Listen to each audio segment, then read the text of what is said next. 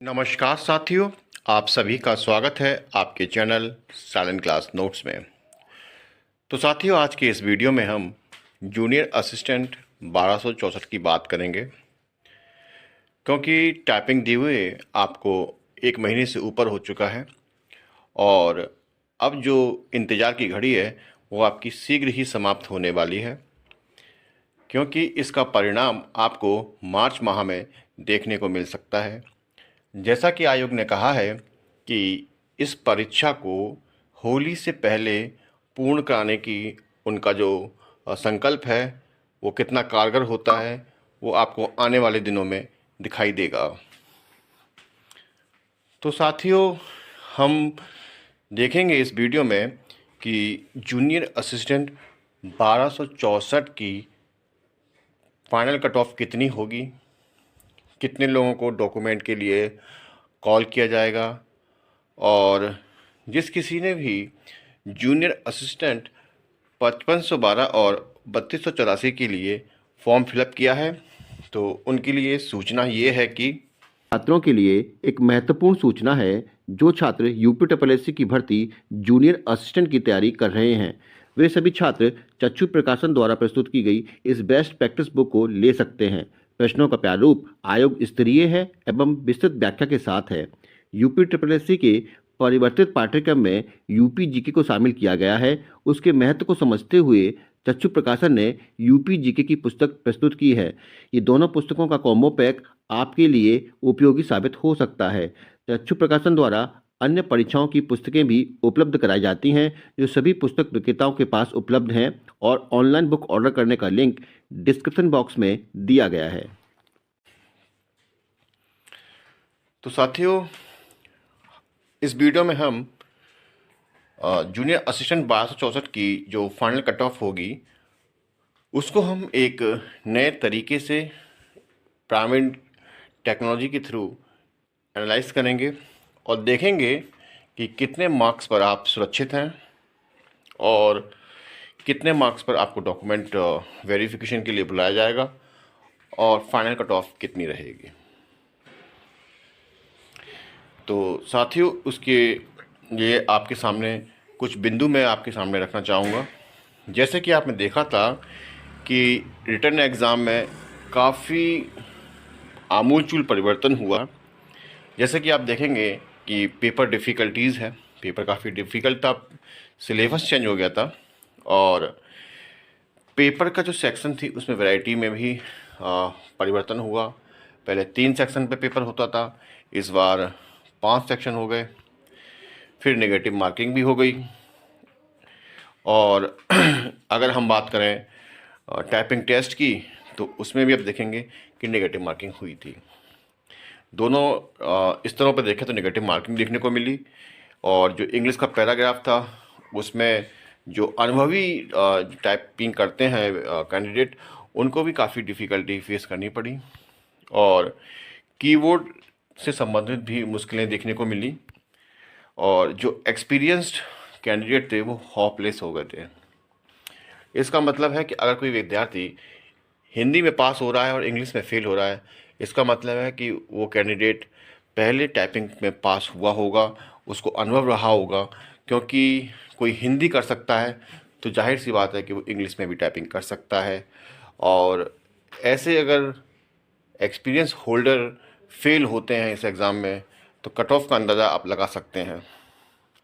फिर एक पॉइंट हमने ये भी नोटिस किया कि जो पीसीएस का एग्ज़ाम था वो भी इसी महीने में देखा गया और जो पीसीएस की तैयारी कर रहे थे उन्होंने इस टाइपिंग से दूरी बना ली और वो टाइपिंग में कुछ विद्यार्थी फेल भी हुए होंगे, तो इससे भी कट ऑफ गिरने की पूर्ण संभावना है। और एक पॉइंट ये भी रहा कि इसमें इंटरव्यू नहीं है और ना ही कोई एकेडमिक वेटेज है, तो इसका भी लाभ जो होगा वो परीक्षार्थी को मिलेगा और कट ऑफ गिरने में ये भी बिंदु सहायक रहेगा। अगर हम प्राइवेट के थ्रू देखें कि टाइपिंग के लिए 15,000 लोगों को कॉल हुई, जिसमें जो कट ऑफ गया था टाइपिंग के लिए वो 48.5 गया था। कहने का मतलब है कि टाइपिंग के लिए 8 गुना बच्चे बुलाने थे, लेकिन बुलाए गए कितने, 12 गुना।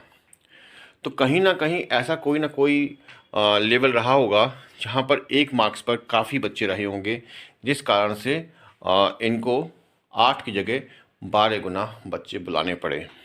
क्योंकि इसमें आयोग कोई दयालु नहीं है, वो उसकी मजबूरी रही होगी। और मेरा जहाँ तक मानना है कि 48.5 से लेकर 49 मार्क्स तक जो बच्चे रहे होंगे वो लगभग साढ़े चार हज़ार बच्चे रहे होंगे, जिस कारण से इनको इतने अधिक बच्चे बुलाने पड़े। इस पॉइंट को आप समझिए। फिर 49 से 53 तक 5,000 बच्चे रहे होंगे, क्योंकि जैसे जैसे स्तर जो होता है निचले स्तर, उस पर कैंडिडेट ज़्यादा रहते हैं। जैसे जैसे मार्क्स बढ़ते जाएंगे और उन कैंडिडेट जो होंगे वो कम होते जाएंगे। तो आप इस पिरामिड में उस चीज़ को समझिए। और ये जो पिरामिड है वो एक तरह का अनुमान है, कोई एग्जैक्ट मेरे पास आयोग की कोई कॉपी नहीं रखी जिससे मैं ये बता सकूं कि भाई कि इतने मार्क्स पर इतने बच्चे हैं। लेकिन हम मोटा मोटी अगर बात को लेकर चलें तो इस तरीके से देखें तो 53 से 57 तक जो कैंडिडेट रहे होंगे वो लगभग 3,000 रहे होंगे।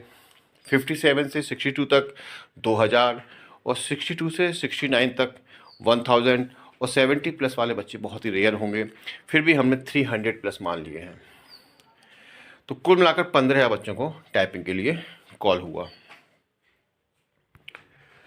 और अगर हम बात करें टाइपिंग प्रेजेंट की, तो 70% लगभग माना जा रहा है कि 70% 65% बच्चे टाइपिंग के लिए आए थे। बच्चे तो आए थे काफ़ी, उसमें कोई दो राय नहीं है। और जैसे पहले होता था कि 60% 50% बच्चे अब्सेंट रहते थे, ऐसा इसमें नहीं हुआ। और टाइपिंग प्रेजेंट काफ़ी बच्चे रहे थे। तो मान के चलिए 70% बच्चे अगर टाइपिंग देने आए थे, और वो शायद अनुभव भी लेने आए थे, क्योंकि उन्होंने 5512 और 3284 के फॉर्म फिल किया था। तो कुछ बच्चे टाइपिंग का केवल अनुभव लेने के लिए आए थे, हालांकि उनकी टाइपिंग अच्छी भी नहीं थी बहुतों की, वो भी इसे देखने आए थे। तो इस तरीके से आप देखिएगा कि 70% जो कैंडिडेट थे वो टाइपिंग देने आए, यानी कि 10,500। 30% जो हैं वो एब्सेंट रहे। तो वही चीज़ हम इसमें लागू कर लेते हैं कि 48.5 से 49 तक 3,000 बच्चे रहे होंगे प्रेजेंट। वहीं 49 से 53 तक 3,000, 53 से 57 नंबर तक 2,100 बच्चे मान लीजिए, 57 से 62 तक 1,500, 62 से आप मान लीजिए 69 तक 750 से 800 बच्चे, और 70 प्लस मान लीजिए 150 प्लस। ठीक है, मोटा मोटी हमने इसको ले लिया है। इससे हमें एक अनुमान लगाने का माध्यम मिलेगा। देखिएगा, तो अब बात कर रहे हैं टाइपिंग पास करने की। तो मैं कह रहा हूँ कि आधे बच्चे जो थे, मैं कह रहा हूँ उसमें से निकल रहे थे टाइपिंग दे करके, वो यही कह रहे थे कि जो टाइपिंग है बहुत डिफ़िकल्ट है, और सभी को लगभग डाउट था अपनी टाइपिंग पास करने पर, कुछ बच्चों को छोड़ करके। तो ये मान के चलिए कि इंग्लिश में 4 लाइन टाइप करने में लोगों की मतलब ये समझिए हवा निकल गई थी। और इस तरीके से देख लीजिए कि इंग्लिश में बच्चा काफ़ी फेल हो रहा है। और जब इंग्लिश में बच्चा फेल हो रहा है तो ये मान के चलिए कि अनुभवी बच्चे फेल हो रहे हैं। और जब अनुभवी बच्चे फेल होते हैं तो कट ऑफ काफ़ी कम जाने की संभावना रहती है।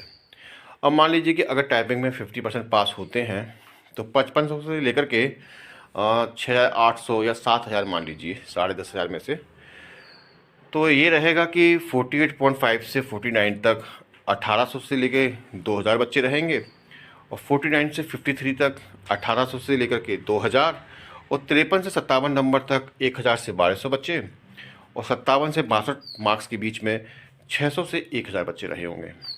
62 से लेकर 69 तक 400 से 600 बच्चे, और 70 प्लस वाले मान लीजिए 75 प्लस बच्चे रहे होंगे। ठीक है, तो इससे हमें क्या अनुमान निकलता है? तो साथियों, इसमें डॉक्यूमेंट के लिए लगभग 1.5 गुना से 2 गुना बच्चे बुलाए जा सकते हैं। मान लीजिए कि 2,000 से 2,500 गुना बच्चे बुलाए जा सकते हैं। तो इस तरीके से जो कॉलिंग हो सकती है वो आपकी 51 से लेकर के 56 नंबर तक जा सकती है।